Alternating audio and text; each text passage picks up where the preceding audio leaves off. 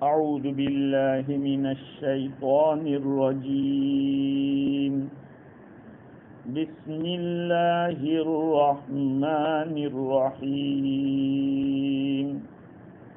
ويقولون طاعة فإذا برزوا من عندك بيت طائفة منهم غير الذي تقول والله يكتب ما يبيتون فأعرض عنهم وتوكل على الله وكفى بالله وكيلا أفلا يتدبرون القرآن ولو كان من عند غير الله لوجدوا فيه اختلافا كثيرا صدق اللہ العظیم۔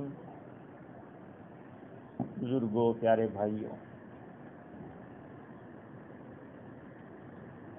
اوپر جو آیت گزری ہے اس میں اللہ رب العزت نے یہ بات بیان فرمائی کہ جو رسول کی اطاعت کرے گا اس نے اللہ کی اطاعت کی، جو اعراض کرے گا تو رسول کا کچھ بگڑنے والا نہیں، ہمارا نقصان ہوگا۔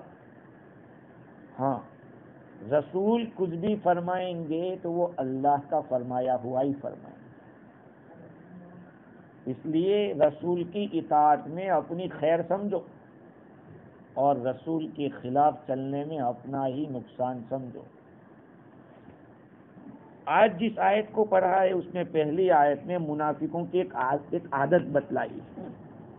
ابن کثیر رحمۃ اللہ علیہ فرماتے ہیں کہ منافقوں کی عادت یہ تھی کہ ظاہر میں تو موافقت بتلاتے تھے، ہم آپ کے ساتھ ہیں، آپ کا کچھ بھی ہو ہم آپ کے ساتھ ہیں، لیکن جب حضور صلی اللہ علیہ وسلم کے پاس سے نکل جاتے تھے تو اس کے خلاف پلاننگ کرتے تھے۔ جو بات کہی تھی کہ ہم آپ کے فیور میں، اب جو پلان ہوتا تھا وہ حضور کے خلاف ہوتا تھا۔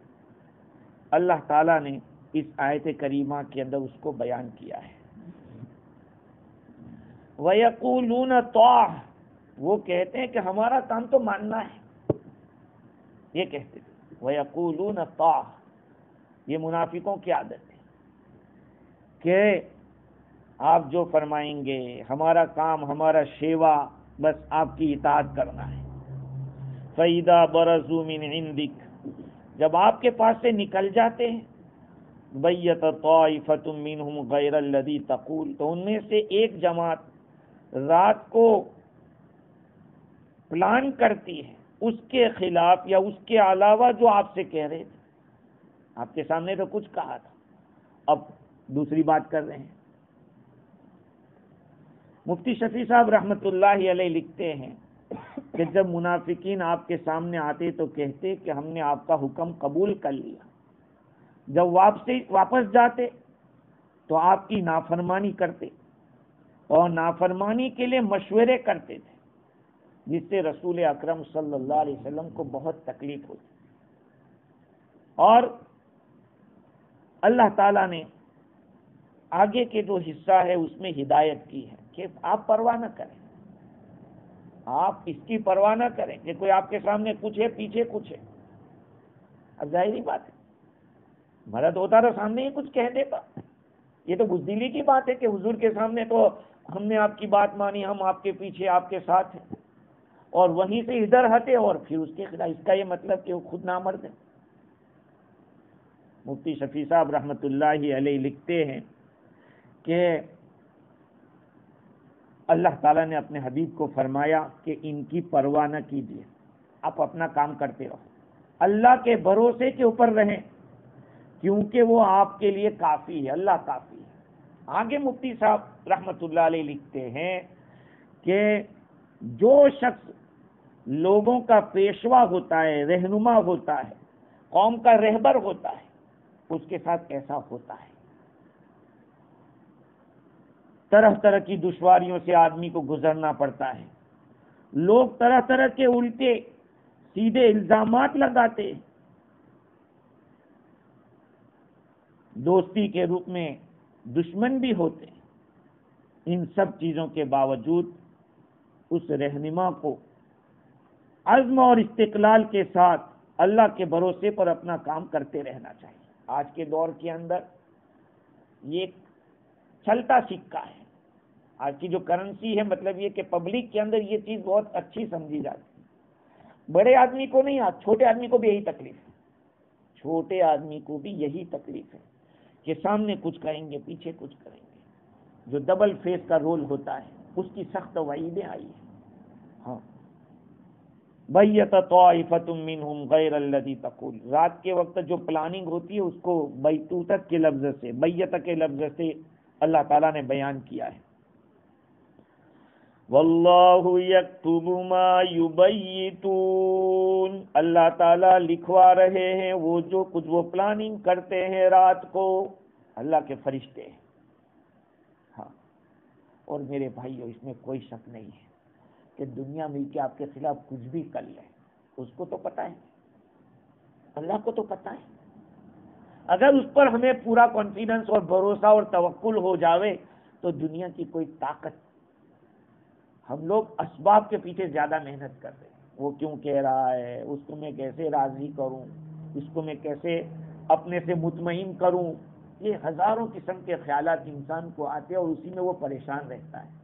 حالانکہ پریشانی نہیں، اللہ کے اوپر بھروسہ ہونے والا تو وہی ہے جو اس نے طے کیا ہے، اس نے جس چیز کا فیصلہ کر دیا اس سے آگے پیچھے کچھ ہونے والا نہیں۔ لیکن چونکہ ہم لوگ انسان ہیں اس سے اندر گڑبڑ ہوتی رہتی، ہوگا یا نہیں ہوگا، کیا ہوگا کیا ہوگا، اس طرح ہوتا ہے، ہم لوگ انسان ہیں۔ اللہ نے اپنے نبی کو فرمایا کہ اللہ تعالیٰ لکھ رہے ہیں ان باتوں کو جس کو رات کو پلان کرتے ہیں، رات کو جو غور و فکر کرتے ہیں، سوچتے ہیں۔ فَأَعْرِضْ عَنْهُمْ وَتَوَكَّلْ عَلَى اللَّهِ، اللہ تعالیٰ فرماتے کہ نبی جی آپ ان کی طرف التفات مت کیجیے، ان کی طرف توجہ مت کیجیے، آپ اعراض کر لیجیے، یعنی بہت زیادہ پرواہ مت کیجیے، ان کی زیادہ پرواہ مت کیجیے۔ آپ کے خلاف کوئی کچھ کر رہا ہے، آپ اپنا معاملہ دیکھو، نبی ہے، نبی کا معاملہ تیرا نہیں ہو سکتا۔ آج ہمارا معاملہ اللہ کے ساتھ صحیح ہونا چاہیے، اگر وہ صحیح ہے تو سب صحیح۔ اپنا معاملہ ہی خدا کے ساتھ صحیح نہیں ہے تو سب سے بڑی پریشانی وہ ہے، سمجھے بھائی؟ ہاں، تو اعراض کرنے کو کہا، ان کی طرف توجہ نہ کریں، زیادہ پرواہ نہ کریں، ان سے دور رہیں۔ یا یہ ہے کہ آپ ان کو عتاب نہ کریں، ایک مطلب یہ بھی لکھا مفسرین، آپ ان کو ڈانٹے ڈپٹے نہیں، آپ ان کو خبر نہ دے کہ تم منافق ہو، تمہارے بارے میں اللہ تعالیٰ نے مجھے بتایا ہے، نہیں، نام کے ساتھ خبر نہ دیں، آپ اعراض کر لیجیے۔ وَتَوَكَّلْ عَلَى اللَّهِ، اللہ تعالیٰ پر بھروسہ کیجیے، وَكَفَى بِاللَّهِ وَكِيلًا، اللہ تعالیٰ کافی ہے۔ میرے بھائیو، اللہ کی قسم، ہم لوگ اس قرآن کو سمجھ لیں اور قرآن سے اپنے کو جوڑ لیں تو اس سے بڑا کوئی نسخہ نہیں ہے۔ میں نے کل بھی کہا تھا اپنے ریکارڈ کی تفسیر کے اندر کہ یہ ہمارا کانسٹیٹیوشن ہے، یہ ہمارا کانسٹیٹیوشن ہے۔ آج دنیا کی میٹنگوں کے اندر کوئی بات ہوتی ہے تو کہتے ہیں نہیں نہیں نہیں، کانسٹیٹیوشن کے خلاف ہم نہیں کر سکتے۔ دیکھو، گورنمنٹ کا کام، یہ میرا اور آپ کا کانسٹیٹیوشن قرآن اللہ نے اتارا ہے، ہماری زندگی اس کانسٹیٹیوشن کے خلاف کتنی چل رہی ہے۔ کبھی ہم نے نہیں سوچا کہ قرآن نے ہمارے بارے میں کیا کہا ہے، قرآن ہمیں کیا بتلا رہا ہے، کیا آپ کا حل اس میں ہے، یہ سمجھنا ضروری ہے۔ اس لیے آگے والی جو آیت ہے وہ اسی پر دلالت کر رہی ہے۔ افلا یتدبرون القرآن، کیا وہ لوگ قرآن میں غور و فکر نہیں کرتے، قرآن میں تدبر نہیں کرتے۔ اللہ تعالیٰ نے قرآن مجید میں غور و فکر کرنے کی دعوت دی ہے۔ اوپر ایک آیت گزری جس میں اللہ تعالیٰ نے یہ بیان کیا کہ ہم نے رسول کو بھیجا ہے اور اللہ گواہ ہے۔ علامہ آلوسی بغدادی فرماتے ہیں کہ گویا کہ ایک سوال ہو رہا ہے کہ اللہ گواہ ہے تو کیسے گواہ ہے اللہ تعالیٰ، کون سی چیز بتلا رہی ہے کہ اللہ گواہ ہے؟ اللہ تعالیٰ نے اس کا جواب دیا کہ قرآن میں غور و فکر کرو، قرآن کو سوچو، قرآن کے بارے میں سوچو کہ قرآن ہم سے کیا کہہ رہا ہے۔ افلا یتدبرون القرآن، تدبر کس کو کہتے ہیں؟ تدبر، تفکر، ہمارے جماعت کے ساتھی فکر کرتے ہیں، فکر کا کیا مطلب؟ یہ تدبر اور تفکر ایک ہی چیز ہے۔ تدبر تدبیر سے ہے، پلاننگ جس کو کہتے ہیں۔ بھائی تفکر تدبر کا معنی ہے آدمی انجام کو سوچے، جو بھی کام ہے اس کا انجام سوچے، اسی کا نام سوچنا ہے، تفکر کرنا ہے کہ اگر یہ ہم کریں گے تو آگے کیا ہوگا، قرآن ہم سے کیا چاہتا ہے، یہ قرآن میں غور و فکر کرنا۔ امام رازی نے لکھا ہے کہ اللہ تعالیٰ نے اوپر کی آیتوں میں منافقین کے مکاری کو بیان کیا، ان کے مکر کو بیان کیا، اور یہ اس وجہ سے تھا کہ وہ حضور اکرم صلی اللہ علیہ وسلم کی نبوت اور رسالت کے دعوے میں شک کرتے تھے، حضور کو مانتے نہیں تھے منافق لوگ، ظاہر میں کہتے ہم مسلمان ہیں اور پیچھے سے وار کرتے تھے، مسلمان نہیں تھے حقیقت میں، تو حضور کی نبوت کے دعوے کا انکار کرتے تھے، بلکہ وہ یوں کہتے تھے کہ یہ تو اپنی طرف سے سب باتیں کہہ رہے، نعوذ باللہ۔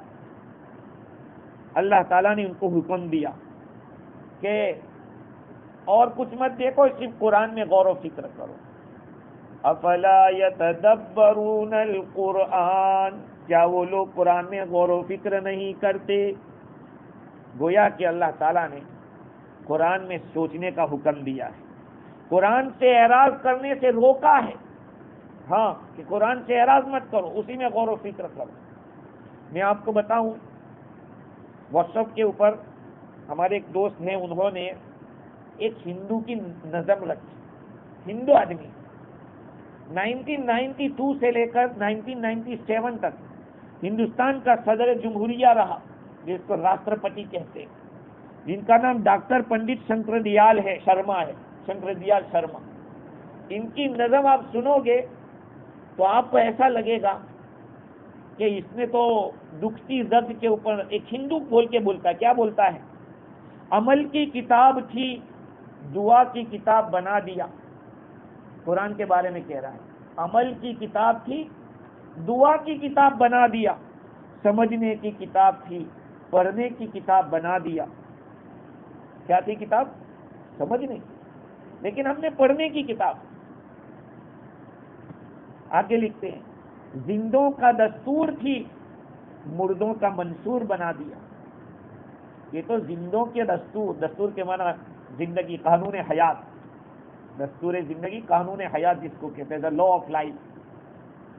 قرآن زندوں کا دستور تھی مردوں کا منشور بنا دیا۔ کوئی گزرتا ہے، بیٹھ جاؤ قرآن لے کے پڑھو، یاسین پڑھو، یہ پڑھو، وہ پڑھو۔ اس کا جو علم کی کتاب تھی لا علموں کے ہاتھ تھما دیا، علم کی کتاب تھی قرآن، وہ لا علموں کے ہاتھ تھما دیا۔ تسخیر کائنات کا درس دینے آئی تھی، صرف مدرسوں کا نصاب بنا دیا، صرف مدرسوں کا نصاب بنا۔ آدمی کیا کہتا ہے، ارے میرا بیٹا، جب شادی کی بات ہوتی ہے تو کیا کہتا ہے، ارے قرآن پڑھا ہوا ہے میرا بیٹا، آگے بس قرآن پڑھ لیا ہے۔ تسخیر کائنات کا درس دینے والی تھی۔ آج دنیا میں جو سائنس اور یہ جو کچھ ٹیکنالوجی ویکنالوجی جو کچھ بھی ترقیات ہو رہی ہے، سب اسی کے نیچے، اسی کی تعلیمات کے اندر غور و خوض کر کر کے وہ آگے بڑھ رہے ہیں۔ اسی لیے حضرت حکیم الاسلام قاری طیب صاحب رحمۃ اللہ علیہ فرماتے ہیں کہ سائنس اسلام کی لونڈی ہے، خادمہ ہے قرآن کی۔ قرآن اور حدیث نے جو پہلے باتیں بیان کر دی، آج اس کو کھول کھول کے کہہ رہے ہیں کہ ایسا کرو ویسا کرو، کھانے سے پہلے ہاتھ دھو، wash your hand before your meal, یہ حدیثوں سے لیا انہوں نے۔ تو جو تسخیر کائنات کا درس دینے آئی تھی، صرف مدرسوں کا نصاب بنا دیا۔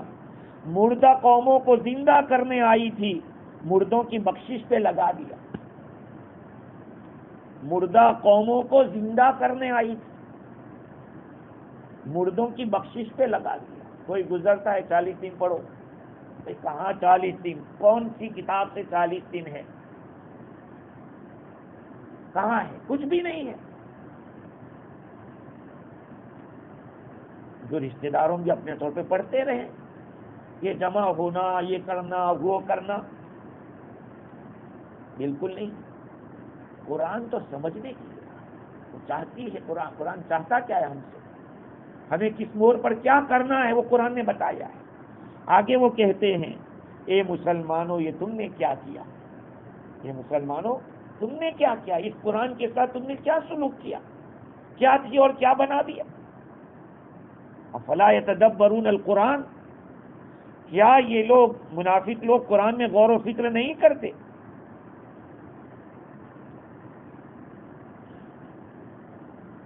حضرت عمرو بن شعیب روایت کرتے ہیں، وہ اپنے والد سے، وہ اپنے دادا سے نقل کرتے ہیں کہ میں اور میرا بھائی ایک مجلس میں بیٹھے ہوئے تھے، اور میں اس مجلس کے مقابلے میں مجھے سرخ اونٹ مل جائے، آج کا ایروپلین یا راکٹ مل جائے، کہا وہ بھی مجھے پسند نہیں ہے، وہ مجلس اتنی قیمتی تھی۔ میں اور میرے بھائی آئے، صحابہ کرام رضی اللہ تعالی عنہم، بڑے پائے کے جو بڑے بڑے صحابہ تھے، وہ حضور صلی اللہ علیہ وسلم کے یہاں تھے۔ ہم نے سوچا کہ ان لوگوں کو متفرق کریں، اس لیے ایک جگہ پہ ہم بیٹھ گئے۔ ایک آیت کا، قرآن کی ایک آیت کا ذکر ہو گیا، آپس میں وہ جھگڑنے لگے اس آیت کی تفسیر کے بارے میں، یہاں تک کہ ان کی آوازیں بلند ہو گئی۔ رسول اللہ صلی اللہ علیہ وسلم غصے میں بھرے ہوئے تشریف لائے، آپ کا چہرے انور لال ہو چکا تھا، اور آپ مٹی ان کی طرف ڈال رہے تھے ایسے، اور فرما رہے تھے مہلن یا قوم، ارے لوگوں چپ رہو، اگلی قومیں اسی لیے ہلاک ہو گئی، اگلی قومیں اسی لیے ہلاک ہو گئی۔ ان کا آپس میں اختلاف ہوا نبیوں کے اوپر، کتابوں کو آپس میں ایک دوسرے کے مقابلے میں کیا۔ قرآن اس لیے نہیں اترا ہے کہ بعض کو جھٹلائے، قرآن تو اس لیے اترا ہے کہ ایک دوسرے کی تصدیق کرے۔ قرآن کی آیتوں میں آپس میں اپوز نہیں ہے، ایک کتاب ہے قرآن، بائبل اور سائنس، یہ تینوں کی ایک کتاب ہے۔ میں نے پڑھی اس کتاب کو، اس میں لکھا ہے کہ قرآن مجید کی ایک بھی بات ایسی نہیں ہے کہ جو سائنس سے ٹکراتی ہو، سائنس سے ٹکرا نہیں رہی، پہلے ٹکراتی تھی لیکن پھر انہوں نے قبول کیا۔ بھئی ایک زمانے میں ایسا کہہ رہے تھے کہ زمین اپنی جگہ گھومتی ہے،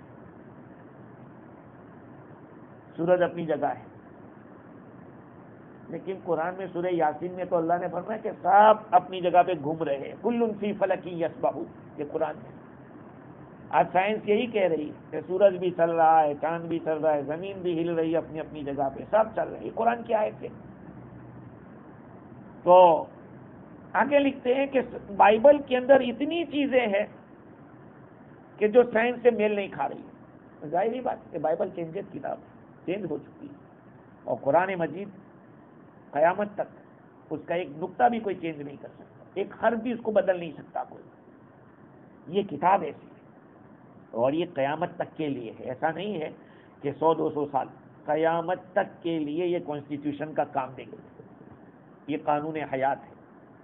تو حضور نے فرمایا کہ قرآن اس لیے نہیں اترا ہے کہ بعض کی تکذیب کرے، بلکہ قرآن تو اس لیے اترا کہ ایک آیت دوسری آیت کی تصدیق کرے، لہذا تم جانتے ہو اس پہ عمل کرو، قرآن کی آیت کے بارے میں جو جانتے ہو اس پہ عمل کرو، نہیں جانتے تو عالموں سے پوچھو۔ قرآن نے تدبر کا حکم دیا کہ غور و فکر کرو، یہ کیسے غور و فکر کریں گے؟ مفتی شفیع صاحب رحمۃ اللہ نے لکھا کہ غور و فکر کرنے کے الگ الگ طریقے ہیں۔ آپ لوگ جانتے ہو کہ جو چھلنی ہوتی ہے نا، چھلنی، بعض چھلنی ایسی ہوتی کہ موٹی موٹی چیزوں کو نکالتی، اور کچھ چھلنی ایسی ہوتی ہے کہ جو اس سے تھوڑی چھوٹی ہوتی ہے اس کو نکالتی ہے، اور کوئی ایسی ہوتی ہے کہ بالکل باریک چیز کو نکالتی۔ بس ایسے سمجھ لو کہ قرآن مجید کے اندر غور و فکر کرنے والے یہ الگ الگ کی جتنی صلاحیت ہوگی، ایبیلٹی ہوگی، اس طرح سے غور و فکر ہوگا۔ اعلیٰ درجے کا غور و فکر مجتہدین اور وہ علماء جو بڑے اعلیٰ درجے کے تھے، اونچے درجے کے، جن کے سامنے قرآن کی ساری آیتیں، حضور کی حدیثیں صحابہ کے اقوال یہ سب سامنے ہو تو وہ جب غور و فکر کریں گے تو ایک ایک آیت سے ہزاروں مسئلے نکال لیں گے، ایک آیت سے ہزاروں مسئلے نکالیں گے۔ اس سے دوسرے نمبر پہ آئیں گے تو علماء صرف اس کو سمجھیں گے، وہ مجتہدین جو نکالے ہیں مسئلے اس کو نکالے ہوئے کو سمجھ کر لوگوں کے سامنے پیش کریں گے۔ دیکھو ایک بات بتاؤں، ہمارے شریعت کا کوئی مسئلہ ایسے نہیں ہے۔ اب یہ پنکھا ہے، یہ تو بنے، سوال یہ ہے کہ بھائی مسجد میں پنکھا لٹکانا جائز ہے کہ نہیں؟ آپ کہیں ٹھیک ہے، ہم تو کیا جانیں، اور کیسے آپ نے ثابت کیا کہ پنکھا لگانا، ایئر کون لگانا جائز ہے؟ حدیث شریف میں ہے صحابہ کرام رضی اللہ تعالیٰ عنہم حضور صلی اللہ علیہ وسلم کے زمانے میں کھجور کے خوشے لے کر آتے تھے اور مسجد میں لٹکا دیتے تھے۔ اب جو کوئی بھی آتا اس میں توڑ کے کھاتا تھا، غریب بھی کھاتا تھا، کوئی بھی کھاتا تھا۔ تو خوشہ تو سب کے لیے ہوتا تھا، تو پنکھا کس کے لیے؟ وہ سب کے نفع کے لیے۔ تو کہا کہ حضور کے زمانے میں یہ ہوتا تھا، کھجور کے خوشے لٹکاتے تھے سب کے نفع کے لیے، پنکھا بھی سب کے نفع کے لیے۔ اس لیے آپ کوئی بھی مسئلہ لائیں گے تو عالم کا کام ہے کہ قرآن اور حدیث سے اس کو تلاش کر کے نکال کے بتاوے۔ ہاں، تو یہ دوسرے نمبر کی تدبر ہے، غور و فکر۔ تیسرے نمبر کا تدبر عوام کا ہے، جو عالم نہیں۔ اب آپ کا کام کیا؟ آپ کہیں کہ کیسے ہم لوگ تدبر کریں گے؟ قرآن تو کہہ رہا ہے کہ غور و فکر کرو۔ آپ کا بھی کام یہ ہے کہ آپ معتبر عالم کی تفسیر یا ترجمہ دیکھ کر اس کو سمجھنے کی کوشش کریں، اور بہتر یہ ہے کہ کوئی عالم اگر تفسیر کرتا ہے اس کے پاس جا کے سمجھیں کہ قرآن کی اس آیت میں اللہ تعالیٰ نے کیا فرمایا ہے۔ یہ کام آپ کا ہے، سمجھے؟ تو جیسے میں نے کہا تھا کہ جیسی چھلنی ہوگی ایسا اس کے کام میں لیا جائے گا۔ اعلیٰ درجے کی چھلنی اور اعلیٰ درجے کی جو صلاحیت ہے وہ مجتہدین کے اندر۔ صحابہ کرام رضی اللہ عنہ میں بھی بعض درجات تھے، فقہائے صحابہ، بعض فقہائے صحابہ کہلاتے تھے، الگ الگ درجے تھے۔ تو قرآن مجید نے ہم لوگوں کو دعوت دی ہے کہ تم لوگ اس میں غور و فکر کرو۔ اس سے معلوم ہوا کہ غور و فکر کرنے سے آدمی کے سامنے مسائل آتے ہیں، کھلتے ہیں، غور و فکر کرنے سے۔ آج دنیا کے اندر جو اپنے آپ کو اہل حدیث کہتے ہیں وہ صرف کہتے ہیں کہ قرآن اور حدیث، بس تیسری کوئی چیز ہم نہیں مانتے۔ ارے بھائی، قرآن کہہ رہا ہے کہ غور و فکر کرو، تو غور و فکر کا کیا مطلب؟ غور و فکر کرنے کے ذریعے آدمی کیا کرے گا؟ جو مسئلہ حضور کے زمانے میں نہیں تھا اور آج کے زمانے میں آیا ہے تو اس کو فٹ کرنا ہے، اس کو قیاس کہتے ہیں۔ آپ یہ کہہ دو انشورنس تو حضور کے زمانے میں کہاں تھا؟ نہیں تھا۔ پلین نہیں تھا حضور کے زمانے میں، تو پھر پلین میں بیٹھیں گے کیسے؟ نماز کہاں پڑھیں گے؟ اگر پلین میں نماز پڑھیں گے تو سجدہ کہاں کریں گے؟ سجدہ تو زمین کے اوپر سر ٹیکنے کو کہتے ہیں، اس کو سجدہ کہتے ہیں۔ تو کیا کریں گے؟ پلین میں نماز نہیں پڑھیں گے؟ کہیں گے کہ پڑھیں گے، اس لیے کہ پلین کا بھی زمین سے تعلق ہوتا ہے، اسی لیے پلین میں کچھ ہوتا ہے تو وہ زمین پر ہی گرتا ہے، کسی اور جگہ نہیں گرتا ہے، تعلق ہے اس کے ساتھ۔ تو جو حضرات کہتے ہیں کہ قیاس کی ضرورت نہیں، قیاس کی ضرورت پڑے گی۔ ہاں، غور و فکر اسی وقت کیا جاتا ہے جبکہ اس میں سے کچھ چیزیں نکالی جائے۔ اور یاد رکھو میرے بھائیو، یہ اللہ تعالیٰ کا ایسا خزانہ ہے کہ قیامت تک ختم نہیں ہوگا۔ تم غور کرتے چلے جاؤ، مسئلے نکالتے جاؤ، غور کرتے چلے جاؤ، احادیث کا ذخیرہ سامنے رکھو۔ واقعتاً حدیثوں کو جب دیکھتے ہیں تو ایسا لگتا ہے کیا باتیں حضور فرما گئے، قرآن کو دیکھتے ہیں تو ایسا لگتا ہے کہ کیا اللہ تعالیٰ نے قانون حیات ہمارے لیے بھیجا، لیکن افسوس کہ ہم ہی اس سے دور ہیں، ہم اسے فکر نہیں کرتے سمجھنے کی کہ اللہ تعالیٰ کیا چاہتے ہیں۔ آگے اللہ تعالیٰ فرماتے ہیں، دیکھو اللہ تعالیٰ نے اس آیت کریمہ کو حضور کی نبوت کے اوپر بطور دلیل کے بیان کیا ہے۔ وہ لوگ نبوت کا انکار کرتے تھے، اللہ تعالیٰ نے ان کو دعوت دی، کیا ہو؟ قرآن میں غور و فکر کرو۔ قرآن میں غور و فکر کرو گے تو تم ہمارے نبی کو مان لو گے۔ کیسے مان لو گے؟ وَلَوْ كَانَ مِنْ عِنْدِ غَيْرِ اللَّهِ لَوَجَدُوا فِيهِ اخْتِلَافًا كَثِيرًا۔ اگر یہ قرآن اللہ کے علاوہ کسی اور کی طرف سے ہوتا تو اس میں اختلاف کو کثیر پاتے۔ قرآن اگر کسی اور کا کلام ہوتا تو قرآن مجید کے اندر بہت اپوز دکھتا. ایک آدمی ایک مضمون لکھتا ہے ایک ٹاپک کے اوپر 2-4 پیج کا، ان 2-4 پیج کے اندر وہ ایک لائن پہ باقی نہیں رہ سکتا ہے. شروع کے اندر ڈاکٹر صاحب بھی، ماسٹر صاحب بھی، آپ لوگ اچھی طرح سمجھ سکتے ہیں کہ جب کوئی لکھنے والا شروع میں لکھتا ہے تو اس میں ایک طاقت ہوتی ہے، وہاں پہنچتے پہنچتے وہ ڈھیلا ہو جاتا ہے. لیکن قرآن مجید کی 6666 آیتیں ہیں، وہ اتنی ہی پاورفل ہے کہ مشرکین مکہ کو چیلنج پھینکا تھا 1400 سال پہلے، 1450 سال پہلے. آج بھی وہ چیلنج باقی ہے کہ چلو ایک آیت تم لوگ لے کے آؤ. چھوٹی سورت کی بات ہے، ایک آیت قرآن جیسی لے کے آؤ. آج تک کوئی نہیں لا سکا. بھئی یہ انسان کا کلام نہیں ہے، انسان کا کلام نہیں تو کس کا کلام؟ وہ اللہ کا کلام. اللہ کا کلام جس کے پاس آتا ہے اس کو کیا کہتے ہیں؟ اسی کو نبی کہتے ہیں.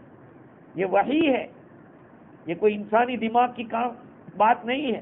اگر انسان کے دماغ سے ایسا ہو سکتا تھا تو حضور اکرم صلی اللہ علیہ وسلم تو امی تھے، ان پڑھ تھے. حضور کسی کے پاس پڑھنے نہیں گئے تھے اللہ کے نبی کہ مجھے الف با تا سا سکھاؤ. کوئی انسان آپ کا استاد نہیں ہے حضور کا.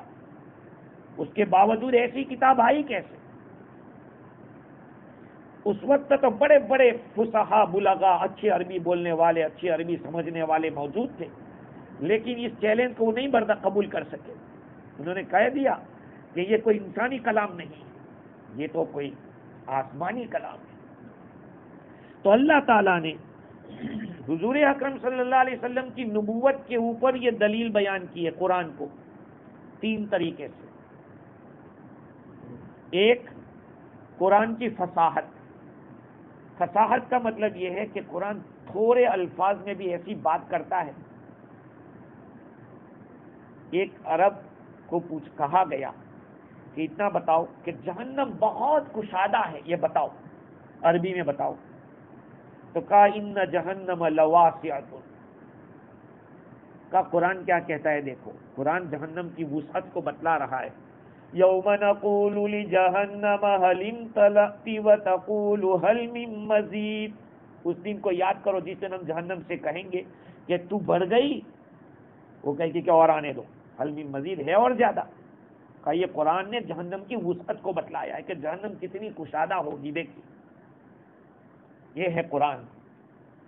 قرآن صاف لفظوں میں وہ مثال بیان کرے گا تو مکڑی کی بھی مثال دے گا، اسپائڈر کی، اور مثال دے گا تو مچھر کی بھی دے گا.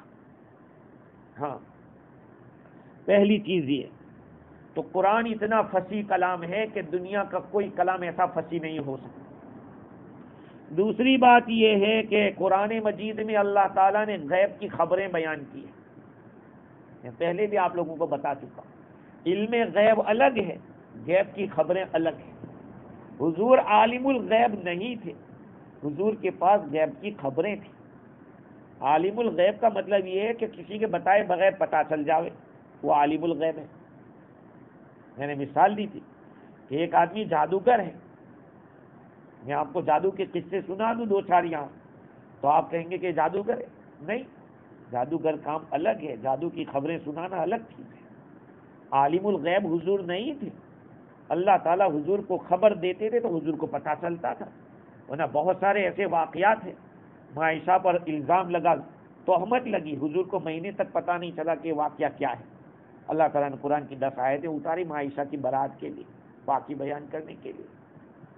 تو قرآن مجید مشتمل ہے غیب کی خبروں کے اوپر. نوح علیہ السلام کا زمانہ حضور کے زمانے سے کتنے ہزار سال پہلے کا، آدم علیہ السلام کا زمانہ کتنے سال پہلے کا، اور پھر آگے چل کے جو ہونے والا ہے وہ بھی قرآن نے خبریں دی ہے کہ قیامت سے پہلے ایسا ہوگا ایسا ہوگا. یہ سب کیا ہے؟ یہ اس بات کی دلیل ہے کہ یہ اس دنیا کا کلام نہیں ہے، کیونکہ دنیا کا کلام ہوتا تو آنے والی خبر کوئی نہیں بتلا سکتا. یہ دوسرا طریقہ. اور تیسرا طریقہ یہ ہے کہ قرآن مجید اختلاف سے محفوظ ہے. ایک آدمی ایک کتاب لکھتا ہے تو پہلے پڑھنے اور آخری پڑھنے میں کچھ اپوز ہو جاتا ہے، لیکن قرآن مجید تقریباً 848 پیجز کے اوپر مشتمل ہے. ہاں، اس کے باوجود آپس میں اپوز نہیں ہے قرآن میں. ایک آیت دوسری آیت کے خلاف نہیں جا رہی. ہاں کینسلیشن ہو سکتا ہے. قرآن نے دو چیزیں بیان کی اس طرح کی کہ پہلے وصیت کی اجازت دی کہ اپنے باپ کے لیے اولاد کے لیے کیا وصیت کرتے ہو کر دو. بعد میں جب اللہ نے خود حصہ مقرر کر دیا کہ باپ کو کتنا ملے گا بیوی کو کتنا ملے گا تو وہ آیت کینسل ہو گئی. تو یہ تو ہو سکتا ہے لیکن آپس میں اپوز نہیں ہوگا. قرآن مجید کے اندر یہ ساری چیزیں ہیں. قرآن مجید کے اختلاف سے محفوظ ہے. آپس میں آیتوں میں تضاد نہیں ہے. اس کے اوپر امام رازی نے لکھا کہ ابو بکر بن اسم فرماتے ہیں کہ اس کا مطلب یہ ہے کہ منافق لوگ تنہائی کے اندر الگ الگ طریقے کی مکاریاں اور تدبیریں کرتے تھے. اللہ سبحانہ و تعالیٰ اپنے حبیب کو وہ حالات بتلا دیتے تھے کہ فلاں جگہ پر فلاں لوگوں نے یہ پلان کی ہے تفصیل کے ساتھ. ہاں آپ صلی اللہ علیہ وسلم ان کو جب بتاتے کہ یہ ہوا کہ نہیں, کہا کیا ہوا, وہ تصدیق کرتے تھے کہ ہاں بات صحیح ہے. ایک بات. اور بعض حضرات یہ کہتے ہیں کہ قرآن مجید ایک بہت بڑی کتاب ہے جو کئی قسم کے علوم کے اوپر مشتمل ہے. ہاں دیکھیے سائنس کی باتیں بھی آپ کو قرآن میں ملے گی, سائنس کی باتیں بھی ملے گی. اسی طرح سے آپ کو کھیتی کی باتیں بھی ملے گی. ہاں آپ کو شہد کی باتیں بھی ملے گی. ہنی اللہ تعالیٰ نے پوری سورت اتاری ہے, سورہ نحل. شہد کی مکھی کو نحل کہتے ہیں عربی میں, اور ایک پوری سورت ہے 14ویں پارے میں سورۃ النحل. تو قرآن مجید کے اندر مختلف قسم کے علوم ہے, اور اگر یہ اللہ تعالیٰ کے علاوہ کسی اور کی طرف سے ہوتی تو کہیں نہ کہیں آپس میں گڑبڑ ہو جاتی, لیکن گڑبڑ نہیں ہوئی ہے. اور تیسری بات یہ کہ قرآن مجید شروع سے لے کر آخر تک اعلیٰ معیار کا کلام ہے, اعلیٰ معیار کا. انسان ایک کتاب لکھتا ہے, ہم نے دیکھا تفسیر لکھنے والے شروع کے اندر تو خوب لکھے, آخر میں پھر انہوں نے رنگ بدل جاتا ہے آدمی کا. آدمی اپنی کتاب بھی لکھنے جاوے تو شروع کے اندر تو بڑی قوت استعمال کر لیتا ہے, بعد میں آخر میں وہ بات نہیں رہتی. لیکن قرآن از اول تا آخر پورا کا پورا ایسا کلام ہے کہ جس میں کسی کو انگلی رکھنے کا موقع نہیں ہے. اللہ تعالیٰ نے فرمایا افلا یتدبرون القرآن, کیا یہ لوگ قرآن میں غور و فکر نہیں کرتے. یہ نہیں کہا افلا یقرؤون القرآن, کیا یہ قرآن نہیں پڑھتے. پڑھنا الگ ہے اور غور و فکر کرنا الگ ہے. اشارہ اس بات کی طرف ہے کہ قرآن مجید کو اگر گہری نظر سے دیکھو گے تو اس کے مضامین اور معنی میں آپ کو کوئی اختلاف نظر نہیں آئے گا. اور ایک بات بتاؤں, اگر آدمی کو کسی سے محبت ہوتی ہے, چاہے باپ سے محبت ہو, بیوی سے محبت ہو, تو باپ اور بیوی کے ساتھ جو محبت ہے اس میں ان کی باتوں میں تضاد نہیں نظر آئے گا. بیوی نے کبھی کوئی وقت کسی وقت کوئی بات کہی تھی, اب دوسری دفعہ کوئی بات کہہ رہی ہے تو آپ یہ نہیں کہیں گے کہ تو نے اس دن, وہ کہے گا کہ اس دن تو اس نے اس لیے کہا تھا اور آج اس لیے کہہ رہی. تو جب قرآن مجید کو جب محبت کی نظر سے آدمی پڑھے گا, محبت سے اللہ کے ساتھ محبت کے ساتھ پڑھے گا, تو پھر دیکھو کیا رنگ ہوتا ہے اور کیا مزہ آتا ہے. مولانا عبد المجید دریابادی جن کی کتابیاں ہمارے مسجد کے اندر موجود ہے, اتنی موٹی ان کی تفسیر ہے, وہ پہلے دوسرے رنگ کے آدمی تھے, عربی بہت اچھا تھا, ادیب تھے. تو ان کو کسی نے کہا کہ تم قرآن کو پڑھو اچھی طرح سے, تو کہتے ہیں قرآن کو اس طرح سے پڑھنا شروع کیا ہے. جب آگے پڑھتے پڑھتے گئے تو آنکھیں کھل گئی, زندگی بدل گئی. آدمی غور و فکر سے قرآن کو پڑھے اور اللہ کی محبت کے ساتھ پڑھے تو پھر دیکھو اس میں کیا رنگ ہوتا ہے. تدبر کا کام ہر ایک کا کام ہے, یاد رکھو یہ تدبر ہر ایک کو کرنا ہے, مجھے بھی کرنا ہے, آپ کو بھی کرنا ہے. سورہ فاتحہ پڑھتے ہیں تو اس کے اندر بھی دھیان سے سنیں ہر آیت کے اوپر رکا کیوں جاتا ہے, کیونکہ حضور صلی اللہ علیہ وسلم ہر آیت پہ سورہ فاتحہ میں رکتے تھے. حدیث میں ہے آپ صلی اللہ علیہ وسلم ہر آیت پہ سورہ فاتحہ میں رکتے تھے. پھر دوسری بات کیوں رک رہے ہیں؟ حضور نے فرمایا کہ اللہ کا جواب آ رہا ہے، بندہ پیدا الحمدللہ رب العالمین، اللہ فرماتے ہیں کہ میرے بندے نے میری تعریف کی، اللہ فرماتے ہیں بندہ کہتا ہے الرحمن الرحیم، تو اللہ فرماتے ہیں میرے بندے نے میری ثنا کی، بندہ کہتا ہے مالک یوم الدین، اللہ فرماتے ہیں مجدنی عبدی، میرے بندے نے میری بزرگی بیان کی۔ آدمی جب اس طرح سے سوچ کے پڑھے گا اور سنے گا تو پھر دیکھو کیا لطف آتا ہے اور کیا اس کے اندر مزہ آتا ہے۔ اللہ تعالیٰ فرماتے ہیں وَلَوْ كَانَ مِنْ عِنْدِ غَيْرِ اللَّهِ لَوَجَدُوا فِيهِ اخْتِلَافًا كَثِيرًا، اگر یہ قرآن اللہ کے علاوہ کسی اور کی طرف سے ہوتا تو اس کے اندر اختلاف کثیر پاتے، اختلاف کو پاتے، بہت زیادہ اختلاف۔ تو کیا غیر اللہ کی طرف سے ہے تو ہوتا تو زیادہ اختلاف ہوتا، اور اللہ کی طرف سے ہے تو کم اختلاف ہے؟ یہ ایک سوال ہو سکتا ہے۔ اس کا جواب یہ ہے کہ قرآن مجید کے اندر ایک مضمون بیان نہیں کیا، ایک ٹاپک نہیں ہے، کئی ٹاپکس۔ اگر ہر ایک مضمون میں ایک ایک بھی اختلاف ہو تو بہت سارے اختلاف ہو جائیں گے، لیکن قرآن میں کسی مضمون میں کوئی اختلاف نہیں ہے۔ یہ بتلانا چاہتے ہیں وَلَوْ كَانَ مِنْ عِنْدِ غَيْرِ اللَّهِ لَوَجَدُوا فِيهِ اخْتِلَافًا كَثِيرًا۔ اللہ تعالیٰ نے ہم لوگوں کو یہ کتاب دی ہے، اور یہ کتاب کیوں دی؟ پہلے تو ہم لوگ شکر کرے اللہ تعالیٰ کا، دنیا میں جتنی کتابیں آئی سب چینج ہو گئی۔ ہاں، تورات آئی وہ بھی چینج ہو گئی، انجیل آئی وہ بھی چینج ہو گئی، اپنی اصلی حالت پر نہیں رہی۔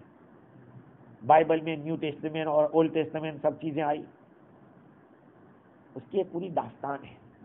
ہمارا قرآن جو اللہ نے دیا ہے، قرآن میں اللہ نے چیلنج کیا اِنَّا نَحْنُ نَزَّلْنَا الذِّکْرَ وَإِنَّا لَهُ لَحَافِظُونَ، یہ قرآن ہم نے ہی اتارا ہے اور ہم ہی اس کی حفاظت کریں گے۔ اب جو بچہ حافظ قرآن ہوتا ہے تو گویا کہ اللہ تعالیٰ اس کو استعمال کر رہے ہیں۔ بھائی قرآن کا کمال دیکھو، 848 پیجز ہونے کے باوجود مسلمان کا چھوٹا بچہ 10 سال کا پورا قرآن اپنے سینے میں لیے ہوئے ہے۔ دنیا کی کوئی کتاب ایسی نہیں ہے جس کے اوپر کوئی یہ کر سکے کہ ہماری یہاں پوری کتاب فلانے کو یاد ہے، کوئی نہیں چاہتا۔ قرآن ہے، قرآن کے بارے میں ہزاروں اربوں کھربوں انسان آپ کو ملیں گے جو حافظ قرآن ہوں گے۔ اسی لیے انگریزوں نے جب ہندوستان کے اندر راج کر رہے تھے تو ایک مدرسے میں جا کے قرآن کو سنا بچے سے، تو انہوں لوگوں نے یہ کہا تھا کہ جب تک مسلمانوں کے پاس یہ کتاب ہے وہاں تک ان کو کوئی زیر نہیں کر سکتا، ان کو دبا نہیں سکتا۔ لیکن میرے بھائیو، اس کو ہم نے پسی پوچھ ڈال رکھا ہے، قرآن مجید کو ہم نے پیچھے ڈال رکھا ہے۔ صبح میں اٹھو پڑھو، اور پڑھنے کے ساتھ کچھ 2-4 آیتیں ایسی بھی پڑھو جس کا ٹرانسلیشن بھی دیکھ لو کہ قرآن نے کیا کہا۔ دنیا کے اندر بڑے بڑے پولیٹیشین نے قرآن کا ریسرچ کیا، ہاں، ٹونی بلیئر نے کیا، گاندھی جی نے کیا، امیتابھ بچن نے کیا، کئی لوگوں نے کیا۔ وہ ان کے مقاصد کے لیے کیا ہوگا، کسی نے سیاست دیکھنے کے لیے کہ اس میں کیا سیاست رکھی۔ اگر ہدایت کی نظر سے وہ لوگ پڑھتے تو اللہ ضرور ہدایت دیتا۔ اللہ تعالیٰ نے قرآن کو ہدایت کے لیے بھیجا ہے، اس لیے ہم لوگوں کو چاہیے کہ ہم قرآن سے وابستہ ہو جائیں۔ اگر ہم پڑھنا نہیں جانتے، پڑھنا شروع کر دیں، سیکھنا شروع کر دیں۔ اگر پڑھتے پڑھتے مر گئے تو یاد رکھو تم طالب علم مرے، طالب علم کی موت شہادت کی موت ہے۔ اس لیے تم اللہ تعالیٰ کے تم اگر حافظ ہونا شروع ہو گئے اور حفظ کرتے کرتے گزر گئے، اللہ تعالیٰ حافظوں کے ساتھ تم کو اٹھائے گا۔ اس لیے قرآن سے جڑ جاؤ اور اپنی نیت کرو، اپنی گھروں کے اندر، اپنی نسلوں کے اندر حافظ پیدا کریں گے، عالم بنائیں گے۔ کہ ایک جماعت یہاں آئی تھی تو مجھے کہہ کر گئی تھی کہ مفتی صاحب تم ذرا بیان میں کہنا لوگوں کو کہ ایک بچہ اس نیت سے پیدا کرو کہ اس کو ہم حافظ قرآن اور عالم بنائیں گے، اس نیت سے۔ اللہ تعالیٰ مجھے بھی اور آپ کو بھی دین سے وابستگی عطا فرماوے، قرآن مجید کے ساتھ موت تک جوڑے رکھے، قرآن کی محبت ہمارے دلوں میں پیدا فرماوے۔ وآخر دعوانا سبحان اللہ بحمدہ سبحانک اللہم وبحمدک ونشہد ان لا الہ الا انت نستغفرک